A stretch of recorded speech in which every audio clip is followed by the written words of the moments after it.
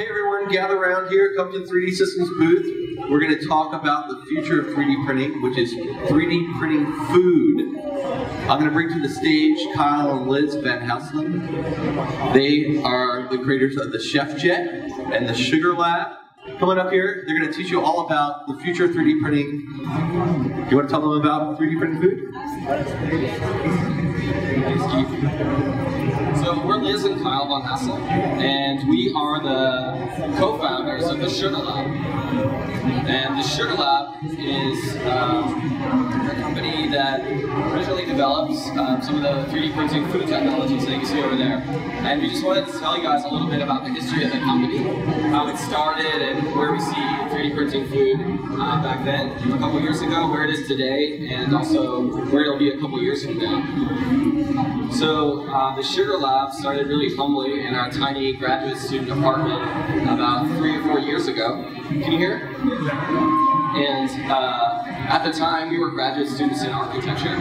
So in architecture school, it's really common to have a 3D printer nowadays to print really complex digital designs for buildings. And Liz and I were always hacking. We loved to experiment with machines and also software. And so what we liked to do was try and print in new and unusual materials. So being architects, we were really interested in trying to print in wood, for example, to print with furniture. So we would print in sawdust, and that worked okay.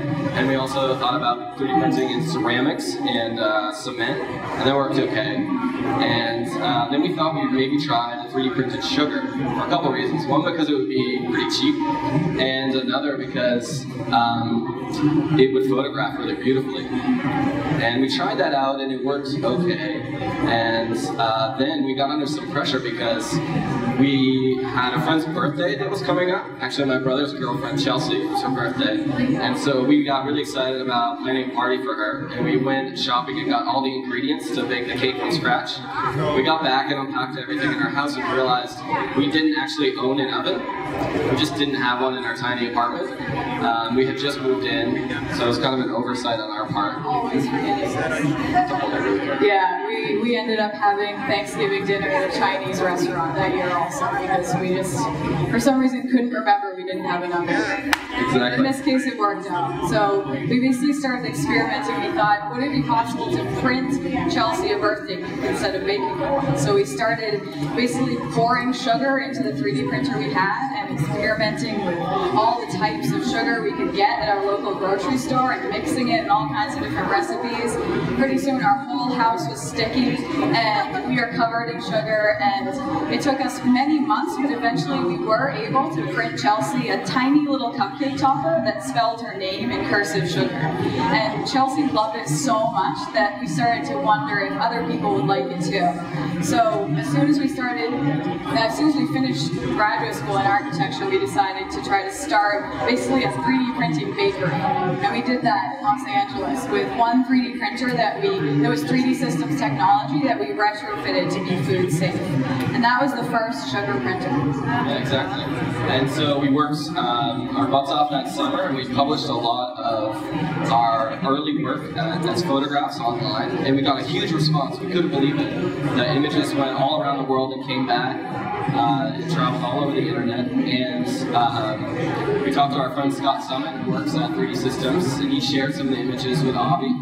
And Avi called us up and said, is there any way 3D Systems can help? And we were really excited to hear from them because we had been using their technology, and we had been thinking long term about how could we really make these 3D printers commercial so that they're available to bakeries and restaurants and hotels. That was one of our long-term goals. We knew that at 3D Systems we'd be able to speed that up and really make it possible.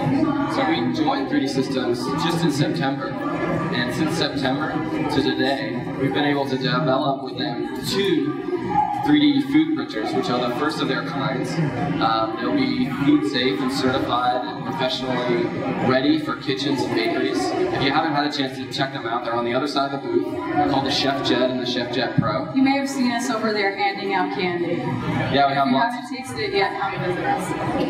Yeah, we have lots of candy for samples and also milk chocolate.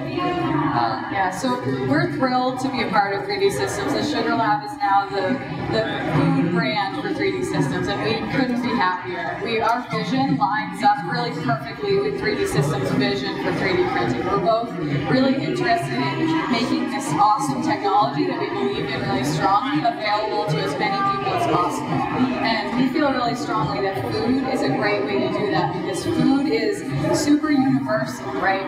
It's so much about family and lifestyle and celebrating, and it's something that everyone can get behind. Everyone likes food. So it really is a way for many, many more people to engage in this technology that maybe wouldn't have an opportunity to otherwise. So that's something we're really excited about. Yeah, exactly. And we just feel really lucky to be able to have this job as what we call the world's first 3D printing bakery. And at home, what we really do day to day is develop new recipes that taste really good candy recipes. So this week we unveiled mint flavor and also cherry flavor, a sour apple, and then milk chocolate, which is really delicious. I hope you guys get to try that. And I think one of the best parts for us is really seeing the reaction that we get from the local chefs that we work with in Los Angeles. So we've been working for a little while with Chef Duff Goldman, Basic Cakes. He has a bakery not too far from our house, and we go over there about once a month and try and outline some new ideas for some radical cakes. And it's really inspiring to see what those food artists like Chef Duff and other pastry chefs have for ideas. They are constantly innovating. They see that technology and they're not intimidated by it. They don't think it's going to replace their job or something like that. They know that they can use that machine better than anyone else in the world because they really understand food intimately and they know how to develop really cool projects that'll be beautiful. So the first day we met with Chef Duff, he said, let's scan bride and grooms, print them out in colored sugar, and put them on the top of cakes, which was a great idea. We hadn't thought of it. He said, let's make a 3-tiered wedding cake, and the sugar will be structural, it'll support parts of the cake, which is a really cool idea. We printed these crazy geometric structures, and he pipes meringue inside, which cooks at a really low temperature. We baked those overnight in the oven, and it fluffed up into these incredible fluffy geometric shapes. And he also said, let's put them in drinks. So we printed 3D printed lattice works of sugar that fit right inside of cocktail glasses, and then a barista can come along and mix up a cocktail in real time and have the 3D printed sugar sweetener. And those were just the ideas that came up in the first week, and we've heard tons of other great ideas from them. We also do some talks at culinary institutes where chefs are in training, and all of those students immediately realize that's a tool that they can use to develop really cool products on their own, and they've told us about all kinds of awesome ideas. Actually, someone has a question, so I can say.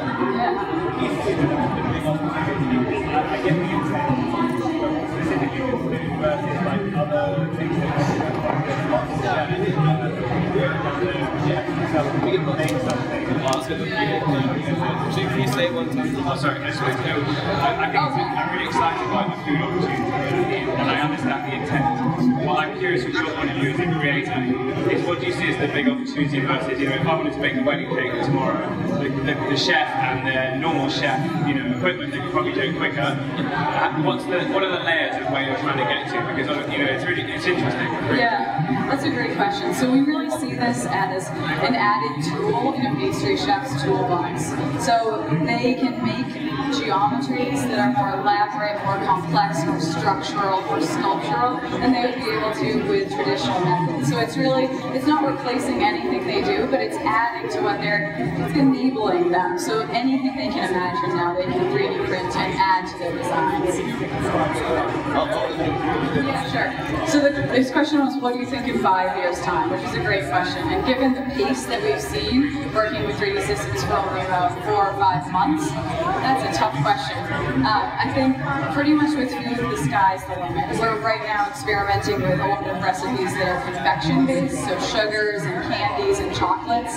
And we're starting with those because we think dessert is a really great place to start with food, because it's a space that really values embellishment and experimentation and customization. So it makes it a really good fit for 3D printing technology. But we see a lot of potential for all kinds of food substrates in the future, and we're really excited to start experimenting with those.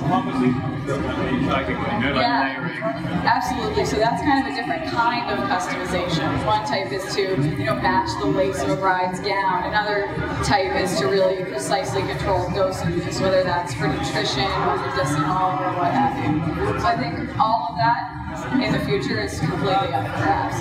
Absolutely. Are there any more questions?